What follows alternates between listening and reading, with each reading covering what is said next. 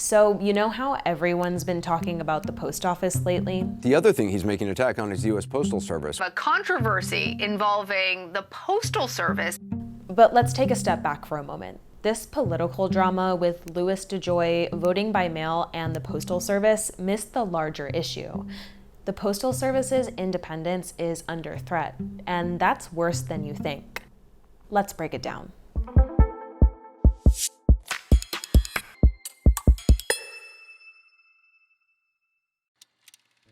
Since its creation in 1775, the Postal Service has evolved from delivering ballots to troops during the Civil War to delivering bills, catalogs, and medicines to more than 150 million addresses today.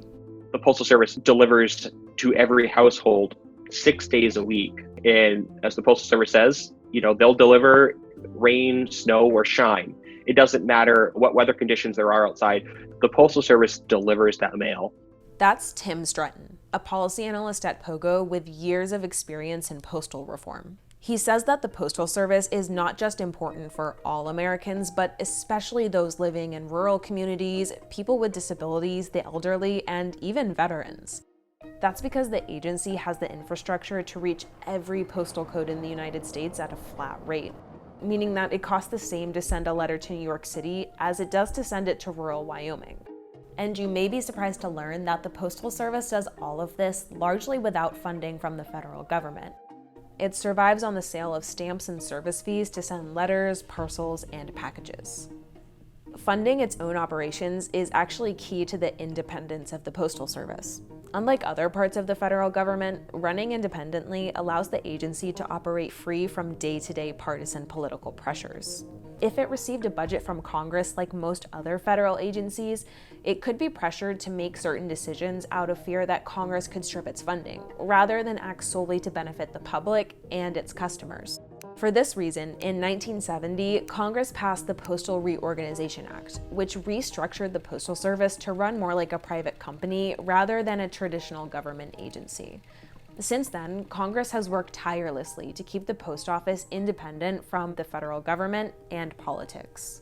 However, in the past few months, the Postal Service has become a political tool for some of the federal government's top officials.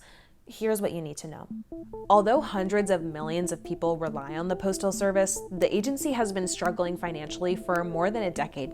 In fiscal year 2019 alone, the Postal Service lost $8.8 billion. And this isn't a new trend. The agency has been losing money for 13 consecutive years now. In 2018, President Trump created a task force headed by the Department of the Treasury Secretary Steve Mnuchin to examine the Postal Service's finances and pricing structure.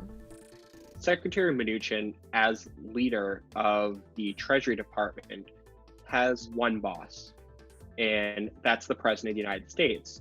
And therefore, he's the one person that he works to please, rather than the Postal Service, who answers to their customers, and that's the American people. And that's why Congress has worked to make sure the Postal Service is separate from politics, separate from the political branches of government.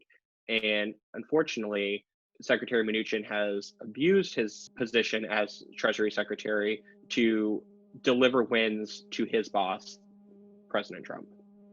So it came as no surprise that the task force's recommendations for the Postal Service echoed the president's own agenda. In fact, most of the recommendations made by the task force, which again was led by Mnuchin, were directed at reevaluating the price of e-commerce packages, such as Amazon. In recent years, Trump has railed against the Postal Service for not charging Amazon and other e-commerce companies more to deliver their packages. And the president hasn't been shy about his distaste for Amazon in particular. It's important to note that Jeff Bezos, who owns the Washington Post along with Amazon, is a frequent target of the president's anger. He wants political influence so that Amazon will benefit from it. That's not right. And believe me, if I become president, oh, do they have problems. But data shows that Amazon's contract with the Postal Service is beneficial. Plus, critics warn that if the Postal Service charges Amazon and other companies too much, they'll be forced to shift their business away from the Postal Service, which would only compound the agency's financial problems. If the Postal Service loses these contracts, from these customers like Amazon, it's going to put them in a much worse financial state. It's these kinds of contracts that have actually helped the Postal Service stay above water. The growth of the Postal Service's package and parcels portfolio has actually helped to overcompensate for the lack of first-class mail volume drop. And if they lose this, the Postal Service will unfortunately go under. Because the task force was focused on executing the president's agenda, it wasn't able to make meaningful recommendations to help the struggling agency. So by the time the coronavirus pandemic caused the economy to tank in 2020, the agency really needed a lifeline. In March, legislators authorized a $10 billion loan from the Department of the Treasury to help the Postal Service. But rather than focus on saving an agency that millions of Americans rely on, especially during a global pandemic, Treasury Secretary Mnuchin and the president have been trying to use this loan as leverage to advance the president's political agenda against Amazon.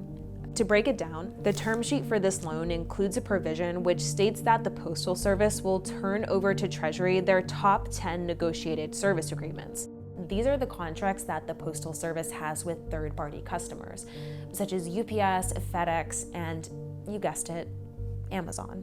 Why would the Postal Service have to turn over confidential contracts when this loan was to help provide them relief during a pandemic? But again, the common denominator is Amazon. Perhaps even more shocking than the Treasury and Mnuchin trying to gain control of the operations of the Postal Service is Mnuchin's reported involvement in selecting the new Postmaster General. It's important to note that the leadership of the Postal Service is structured in a way to shield it from politics. The Postal Service is made up of a bipartisan board of governors. It generally consists of 11 members within the Postal Service. The first 9 are nominated by the President and confirmed by the Senate. These members go on to choose the Postmaster General, and the 10 members then select the Deputy Postmaster General, who becomes the 11th and final member of the board. The Postmaster General is not selected by the President to further insulate the Postmaster General from partisan politics. In May 2020, Louis DeJoy was unanimously chosen as the new Postmaster General. The catch? He wasn't one of the 53 names submitted to the Postal Service by the firm it contracted with to select a new Postmaster General.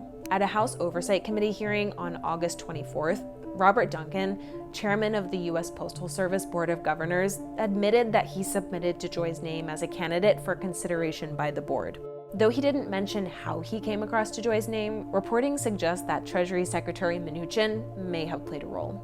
This is something Mnuchin has denied. However, he met one-on-one with Republican members of the Board of Governors to discuss the selection process for a new Postmaster General.